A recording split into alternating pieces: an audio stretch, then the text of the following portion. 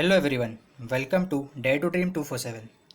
तो आज मैं आपको ज्योग्राफी का एक इम्पॉर्टेंट कंसेप्ट समझाने वाला हूँ, जो है ओरिजिन ऑफ अर्थ या ओरिजिन ऑफ यूनिवर्स। तो आप सब सोचते रहेंगे कि अपना अर्थ या यूनिवर्स कैसे बना। तो ये सब हम आज के और आने वाले कुछ वीडियोस में डिस्कस करेंगे और आपको कंप्लीट ओरिजिन ऑफ अर्थ या ओरिजिन ऑफ यूनिवर्स की आइडिया मिल जाएगी। ये थियरीज जो अभी मैं आज के वीडियो में या आने वाले वीडियोस में समझाने वाला हूँ, वो आपके स्कूल एग्ज़ाम्स के पर्सपेक्टिव से तो इम्पोर्टेंट है ही, पर अगर आप गवर्नमेंट एग्ज़ाम्स देने वाले होगे तो आपको वहाँ भी ये वीडियो बहुत ही हेल्पफुल होगी। आपके बहुत सारे क्वेश्चंस जो ये जियोमॉर्फोलॉजी से रिलेटेड रहेंगे वो आपके सॉल्व हो जाएंगे। सिर्फ ये वीडियो से नहीं, क्योंकि आने वाले बहुत सारे वीडियोस में मैं बहुत सारे जियोमॉर्फोलॉजी वाले कॉन्सेप्ट्स समझाने वाला हूँ। तो आप प्लीज़ जुड़े रहना और सब्सक्राइब करना और बेल आइकन को क्लिक करना, मतलब आने वाले जो भी कॉन्सेप्ट्स रहेंगे उनके वीडियोस आप तक पहुँचते रहेंगे। तो चलो अब आज का टॉपिक शुरू करते हैं। तो देखो, ओरिजिन ऑफ अर्थ या ओरिजिन ऑफ यूनिवर्स। तो ओरिजिन ऑफ अर्थ के बारे में बहुत सारे फिलोसोफर्स और साइंटिस्ट ने उनकी अलग अलग थियरीज दिए। उन्होंने अलग अलग थियरीज अपने वे में प्रेजेंट की और ये जस्ट उन्होंने उनके अजम्पशंस पे बेस्ड कुछ थियरीज बनाए। जैसे 4 मेजर थियरीज है यहाँ। वैसे तो बहुत सारे लोगों ने थियरीज दिए और फिर वो थियरीज इवॉल्व भी होती गई। उनमें कुछ फॉल्ट्स थे तो उनके रिवाइज थियरीज भी आते गए। तो वो हम लोग सब डिस्कस करेंगे। तो 4 मेजर थियरीज, जैसे gaseous hypothesis of Immanuel Kant, जो 1755 में उन्होंने ये हाइपोथेसिस हमें दी थी उनके अजम्पशंस के बेस्ड पर। तो ये रिवाइज्ड होके लैप्लेस ने नेबुलर हाइपोथेसिस बनाई। फिर प्लैनेटेसिमल्स हाइपोथेसिस और फिर लास्ट में रिवाइज्ड नेबुलर थियरी। तो ये ऐसे 4 मेजर थियरीज है जिसमें ओरिजिन ऑफ अर्थ या फिर यूनिवर्स कैसे बनी, ये सभी लोगों ने हमें बताया है। तो आज हम सिर्फ gaseous hypothesis of Immanuel Kant को डिस्कस करेंगे। और फिर एक और थियरी है जो मॉडर्न थियरी, जैसे बिग बैंग थियरी, जो हमें यूनिवर्स कैसे बना ये समझाती है। तो हम आने वाले वीडियोस में ये मॉडर्न थियरी जो है बिग बैंग थियरी, ये भी डिस्कस करेंगे। तो आज तो हम लोग gaseous hypothesis of Immanuel Kant ये डिस्कस करने वाले। ओके, तो हम लोग आगे बढ़ते हैं अब। तो ये नोट्स के हिसाब से डिस्कस करने से पहले मैं आपको एक शॉर्ट समरी देना चाहूँगा जो हम इमेजेस के मदद से समझेंगे। आपको बहुत हेल्प होगी इसकी। तो हम लोग देखते हैं। तो देखते हैं ये इमेज। तो इमैनुअल कांत के अजम्पशंस के हिसाब से बहुत पहले से एक प्राइमोर्डियल क्लाउड एग्जिस्ट करता था जो कि स्लोली रोटेट कर रहा था, एकदम स्लोली। और वो क्लाउड एकदम कोल्ड स्टेट में था, जिसमें सॉलिड पार्टिकल्स थे जो ज़रा भी मोशन में नहीं थे, एकदम मोशनलेस थे। और ये भी वो क्लाउड के हिसाब से मूव कर रहे थे बिना मोशन के। पार्टिकल्स ज़रा भी मोशन में नहीं थे और क्लाउड्स स्लोली रोटेट कर रहा था। तो further Immanuel Kant Newton's law of gravitation को बहुत मानते थे। तो उन्होंने लॉ ऑफ ग्रेविटेशन यहाँ अप्लाई करने की कोशिश की। तो उन्होंने फर्दर एक्सप्लेन किया कि, यानी एक्सप्लेन नहीं बोल सकते, तो उन्होंने फर्दर अज्यूम किया कि ये जो पार्टिकल्स है, तो ये पार्टिकल्स अचानक जो, अभी रुको एक मिनट, यहाँ एकदम छोटे छोटे पार्टिकल्स रहेंगे। तो ये पार्टिकल्स क्लाउड के साथ तो मूव कर रहे थे, तो क्लाउड के साथ मूव कर रहे स्लोली। तो आगे इमैनुअल कांत ने अज्यूम किया कि ग्रेविटेशनल फोर्स के वजह से ये जो पार्टिकल्स है छोटे छोटे, तो ये एक दूसरे को कोलाइड करने लग गए। अभी इमैनुअल कांत तो न्यूटन के लॉ ऑफ ग्रेविटेशन से बहुत इंस्पायर हुए थे, इसलिए उन्होंने वो लॉ ऑफ ग्रेविटेशन यहाँ अप्लाई करने की कोशिश की। तो उनके हिसाब से जैसे पार्टिकल्स एक दूसरे को कोलाइड करने लगे, तो ये कोलिजन की वजह से पार्टिकल्स में एक रैंडम मूवमेंट जनरेट होने लग गया। तो अभी पार्टिकल्स भी मूव करने लग गए और कोलिजन की वजह से यहाँ स्लोली एकदम हीट प्रोड्यूस होने लग गई। जैसे ही पार्टिकल्स कोलाइड करने लगे एक दूसरे से, सब हर एक पार्टिकल्स एक दूसरे को कोलाइड करने लग गया ग्रेविटेशनल अट्रैक्शंस की वजह से। अभी ग्रेविटेशन अपने अर्थ पे भी है, जिसकी वजह से हम लोग ज़मीन से चिपके हुए हैं, वरना हम लोग तो हवा में उड़ रहे होते। सिंपल। तो जैसे हम लोग ने देखा कि ये जो पार्टिकल्स थे वो एक दूसरे को कोलाइड करने लगे, जिसकी वजह से हीट जनरेट होने लग गया। और हीट जनरेट होने की वजह से ये प्राइमोडियल मैटर जो था पूरा, ये जो क्लाउड्स थे वो भी हीटअप होने लग गए। और वो जो हीटअप होने के वजह से वो जो हीटअप होने लग गए उसके वजह से एक रोटेशनरी मोशन जनरेट होने लग गया। और जिसकी वजह से जो क्लाउड्स घूम रहे थे स्लोली, उसकी भी मोशन बढ़ने लग गई, मतलब उसकी स्पीड बढ़ने लग गई। तो अब क्लाउड्स की मोशन की स्पीड बढ़ने लग गई, और उसकी वजह से जो अपना ये ओरिजिनल क्लाउड था अभी, वो एकदम कोल्ड स्टेट में था बराबर। तो फिर बाद में मोशन की वजह से और कोलिजन्स की वजह से जो पार्टिकल्स एक दूसरे पे कोलाइड हो रहे थे, उसके वजह से यहाँ हीट जनरेट होने लग गई। और जो पहले कोल्ड क्लाउड्स थे वो अभी हीटअप होने लग गए, और वो हीटअप होने की वजह से एक हॉट नेब्यूला जनरेट हो गया यहाँ पे। नेब्यूला मतलब gaseous clouds, hot gaseous clouds generate हो गए। और ये गैशियस क्लाउड अपने एक्सिस में घूमने लगे, जैसे बोला मैंने अभी, इनकी स्पीड बढ़ने लग गई थी। और जैसे जैसे ये और हीटअप होने लग गए कोलिजन्स ऑफ पार्टिकल्स की वजह से, तो उनकी एंगुलर वेलोसिटी मतलब स्पीड, जो रोटेटिंग स्पीड, वो और फर्दर इंक्रीज होने लग गई और बढ़ने लग गई। और ये स्पीड बढ़ने की वजह से उसका जो सेंट्रीफ्यूगल फोर्स था वो उसके अट्रैक्शनल और सेंट्रीपिटल फोर्स से बढ़ गया।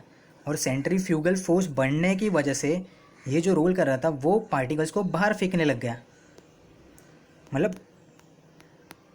तो ये सेंट्रीफ्यूगल फोर्स बाहर फेंकते हैं, हाँ ठीक है। सेंट्रीपिटल और सेंट्रीफ्यूगल फोर्स देखते हैं। तो सेंट्रीपिटल फोर्स अंदर की साइड एक्ट करते हैं और सेंट्रीफ्यूगल फोर्स बाहर की साइड एक्ट करते हैं। और अट्रैक्शनल फोर्स तो अट्रैक्ट करते हैं पार्टिकल्स को, वो तो आपको पता ही है। और ये रैपिड स्पिनिंग की वजह से जो सेंट्रीफ्यूगल फोर्स बाहर फेंकने लगा, उसकी वजह से रिंग्स सेपरेट होने लगे, जो कि हम ये पिक्चर में देख सकते हैं। देखो ये रिंग्स सेपरेट होने लगे, और बीच में अभी ये बीच का नेब्यूला जो है वो सन फॉर्म करने वाला। तो ये मिडल पार्ट से रिंग्स सेपरेट होने लगे और ये बाहर बाहर स्प्रेड होने लग गया। तो सिंपली अभी मिडल पार्ट आपका सेपरेट हो गया है, और बाहर का पार्ट जो रिंग्स बनाने वाला है वो सेपरेट हो गया। तो वो आगे जाके आपके प्लैनेट्स फॉर्म करेगा। ओके। तो ये रैपिड मूवमेंट की वजह से आगे रिंग्स से सेपरेट होने लगे, और सेम प्रोसेस अप्लाई करके आगे की भी रिंग्स से सेपरेट होने लग गए। तो उसकी वजह से a system of concentric rings nebula से सेपरेट हो गए, और बीच में जो फॉर्म हुआ नेब्यूला के वो था सन। तो जैसे कि आप ये पिक्चर में देख ही सकते हैं, हमारे पास एक प्राइमोडियल गैसियस क्लाउड था यहाँ पे। ओके। तो उसमें कुछ छोटे छोटे पार्टिकल्स थे। तो पार्टिकल्स वो गैसियस क्लाउड के साथ ही स्लोली रोटेट कर रहे थे। तो ये छोटे छोटे पार्टिकल्स गैसियस क्लाउड के साथ ही रोटेट कर रहे थे, और अचानक उनमें ग्रेविटेशनल अट्रैक्शंस की वजह से वो एक दूसरे को कोलाइड करने लग गए। तो ये पार्टिकल्स में कोलिजन होने लग गया, और ये कोलिजन्स के वजह से तो कोलिजन्स की वजह से हीट जनरेट होने लग गई। और हीट जनरेट होने की वजह से ये जो पार्टिकल्स थे वो रैंडमली मूवमेंट करने लगे, और ये उनके रैंडमली मूवमेंट की वजह से जो गैसियस नेब्यूला था, सॉरी, जो गैसियस क्लाउड था उसकी भी स्पीड धीरे धीरे बढ़ने लग गई थी। और ये कोलिजन्स की वजह से जो हीटअप हो रहा था और जो हीटिंग इफेक्ट की वजह से उसकी और रोटेशनरी मोशन जो था वो बढ़ने लग गया।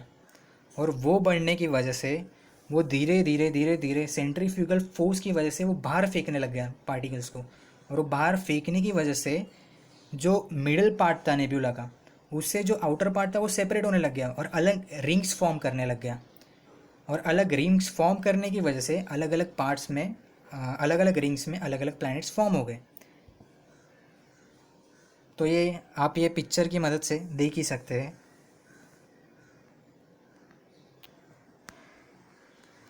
तो सिंपली ये आपका बीच में सन रहेगा, और साइड में आप देख ही सकते हैं जो प्लैनेट्स फॉर्म हो रहे हैं।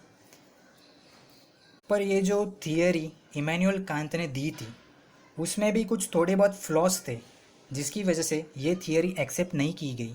तो फ्लॉज क्या थे? अभी जो प्राइमोडियल मैटर इमैनुअल कांत ने बताया, तो वो पहले से एग्जिस्ट कर रहा था, पर वो एग्जिस्ट कैसे हुआ और कहाँ से आया वो प्राइमोडियल मैटर, वो तो इमैनुअल कांत एक्सप्लेन नहीं कर पाए।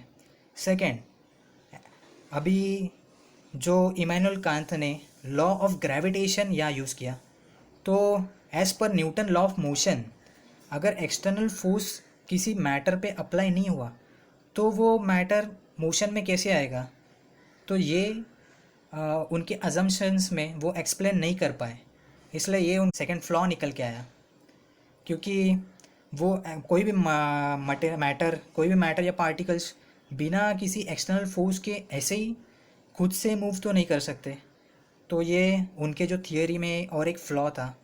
और फिर अगर रोटेशनरी मोशन देखा जाए तो वो इन्वर्सली प्रोपोर्शनल रहता है रेडियस, मतलब साइज़ के। अभी समझो कम साइज़ रहेगा, अगर कोई कम साइज़ का मैटर है, समझो अभी एक छोटे साइज़ का मैटर है और एक बड़े साइज़ का मैटर है। अभी छोटे साइज़ का मैटर जो है वो एकदम उसका रोटेशनरी मोशन जो रहेगा वो एकदम फास्ट रहेगा। किसके कंपैरिजन से? तो जो बड़ा मैटर है उसके कंपैरिजन से। तो बड़े मैटर के कंपैरिजन से छोटा मैटर जो है वो बहुत फास्ट रोटेट करेगा, उसका रोटेशनरी मोशन फास्ट रहेगा। तो इसके हिसाब से भी कांत की जो हाइपोथेसिस थी वो कम्प्लीटली अपोजिट थी। तो अब हम लोग नोट्स देखते और नोट्स में क्या क्या दिया है वो एक बार पढ़ लेते।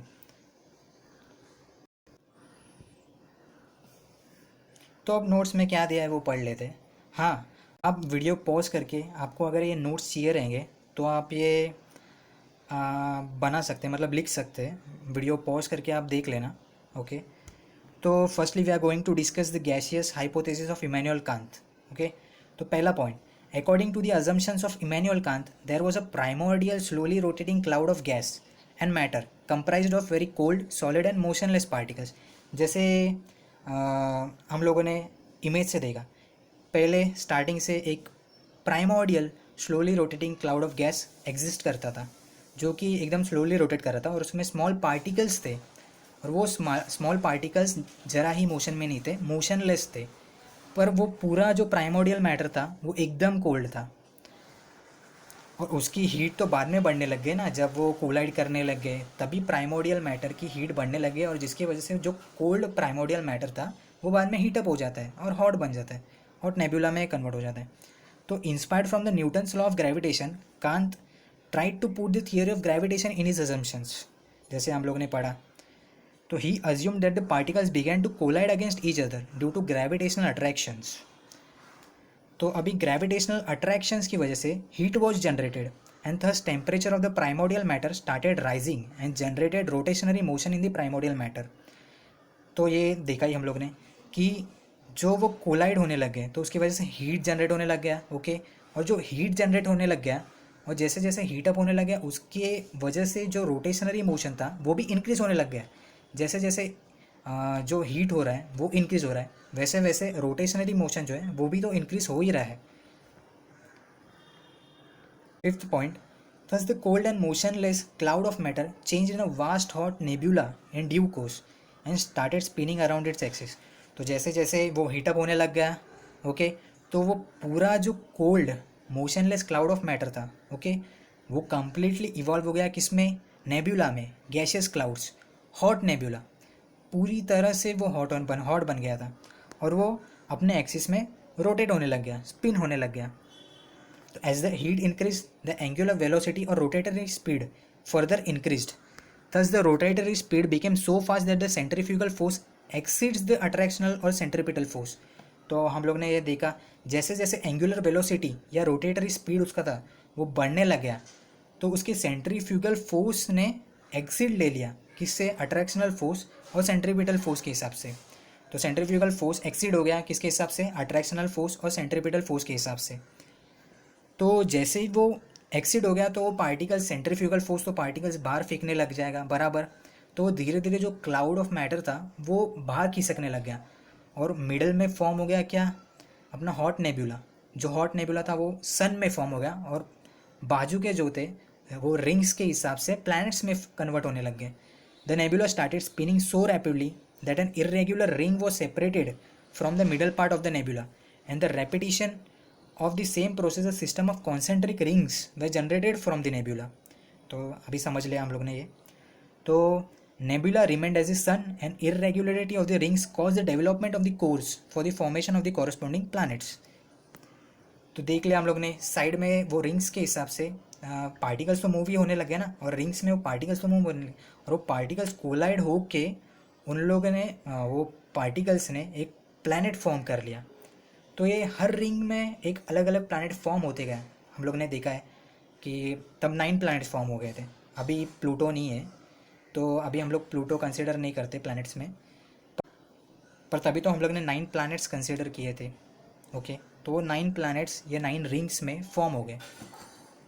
तो अभी there were some flaws due to which Immanuel Kant's hypothesis got rejected and the flaws were as follows. तो देखते हैं अभी उसमें फ्लॉज क्या थे, वो हम लोग ने देख ही लिए. तो अभी ये नोट्स के हिसाब से पढ़ते. Kant fail to explain the origin source of primordial matter. Okay, तो हम लोग ने पढ़ ही लिया. As per Newton law of motion, without external force no matter at rest can move, but according to Kant matters were at rest but they started moving without any external force. तो जैसे हम लोग ने देखा अभी वो तो matters जो थे वो एकदम रेस्ट पोजीशन पे थे. तो वो रेस्ट पोजीशन पे मैटर्स अचानक उन पे ग्रेविटेशनल अट्रैक्शन होने लगे और वो मूव करने लगे, ये तो पॉसिबल नहीं है. तो उन पे कुछ ना कुछ तो एक्सटर्नल फोर्स हुआ ही रहेगा जिसके वजह से वो मोशन में आए. तो ये अजम्पशंस ये पॉइंट में भी लैक करती है, इसलिए ये फॉल्स प्रूव होती है. और थर्ड देखा जाए तो angular velocity is inversely proportional to radius और size. It means if rotational motion will increase size should be reduced. मतलब इसमें क्या बताया कि अगर बड़ा साइज़ का कोई मैटर है और वो रोटेट कर रहा है तो वो छोटे साइज़ के मैटर के कंपैरिजन से थोड़ा कम स्पीड में रोटेट करेगा, उसका रोटेटरी मोशन थोड़ा कम रहेगा. ये पॉइंट में समझाया गया है. तो आज हम लोग ने देखा gaseous theory of Kant. Okay, तो ये आज हम लोग ने समझने की कोशिश की है और आई होप आपको पूरा समझ में आए. आपको कुछ भी डाउट रहेगा तो आप प्लीज़ कमेंट बॉक्स में कमेंट कर देना, मैं आपको रिप्लाई करने की कोशिश करूँगा. और अगर इसमें मैंने कुछ गलती की रहेगी तो प्लीज़ आप मुझको कमेंट बॉक्स में करेक्ट कर लेना. तो ये वीडियो देखने के लिए बहुत थैंक यू और प्लीज़ सब्सक्राइब कर देना. जो आगे हम लोग थियरी डिस्कस करने वाले उसके वीडियोस आपको आते रहेंगे. आगे भी बहुत सारे कॉन्सेप्ट्स में लाते रहूँगा, तो प्लीज़ आप सब्सक्राइब कर लेना और ज़्यादा से ज़्यादा लोगों तक शेयर करना. और कुछ भी डाउट रहे तो प्लीज़ कमेंट बॉक्स में कमेंट कर देना आपके डाउट्स. Thank you.